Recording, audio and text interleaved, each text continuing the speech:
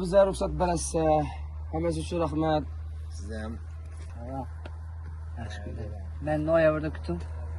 İnşallah. Alhamdulillah. Xizmatimizdan rozimisiz? Ko'nglingizda endi bo'ldimi? Zo'r bo'ldi. Qo'limizdan kelgancha xizmat qildik. Mayli. Sog' bo'lasiz. Yaxshi bo'ling. Baxtli bo'lsinlar asosiysi. Yo'llaringiz oq bo'lsin. Rahmat. Kim xizmat olamiz? Rahmat xizmatlari uchun nasib bo'lsa xalq artisti bo'lganingizdan shuni tabriklagaylik. Rahmat. 5 to'ydan kelishlasizlar. İnşallah. Albatta. Başqacha keladi bu safar. Endi hurmatli tomoshabinlar, Buxoro viloyati Olot tumani, to'g'rimi? Yaxshi insonlar bilan uchrashganimizdan bag'oyat xursandmiz. To'yxonada to'yni tutkizgandan keyin ham qo'yarda qo'ymasdan Jasur og'amiz uyga bormasangiz bo'lmaydi, qolmasangiz bo'lmaydi deb zo'rg'a chiqyapmiz. Hammangiz Alloh rozi bo'lsin. Xursandman shunaqa yaxshi insonlar bilan uchrashganimiz uchun.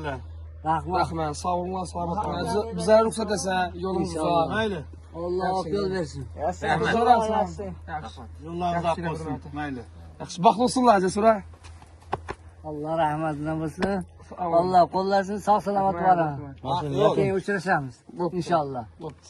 Yo'llaringiz iloyim sog'lik, dunyomizda inshaalloh salomatlik, shu yoshlar baxtli bo'lsin.